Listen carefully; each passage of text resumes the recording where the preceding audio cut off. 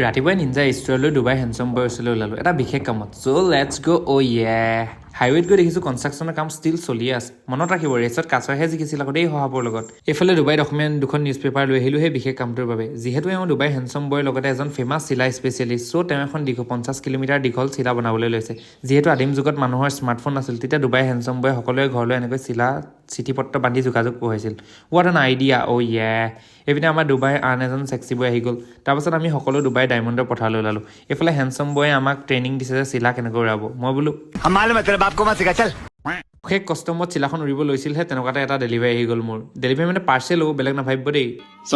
এইপিনে ডেলিভাৰীটো হৈছে মানে এটা ডায়মণ্ডৰ লাইটো এইবোৰ অলপ ফিটিং কৰি আকৌ পথাৰলৈ ওলালোঁ গাইজ এইবাৰতো চিলা উৰুৱাইহে আহিম আৰু নোৰোৱাকেতো নাহোৱে গাইজ ফাইনেলি চিলা উৰিল আৰু চিলাখন গৈ গৈ মহাকাশে পালেগে নেকি দেখাই নাই দেখোন অ' মাই গড বৰ বেয়া কথা হৈ গ'ল নহয় যদি মহাকাশৰ পৰা আহি কাৰোবাৰ ঘৰত পৰে সেই চিলাখন প্লিজ ঘূৰাই দিব দেই যিহেতু চিলা গৈ মহাকাশে পালেগে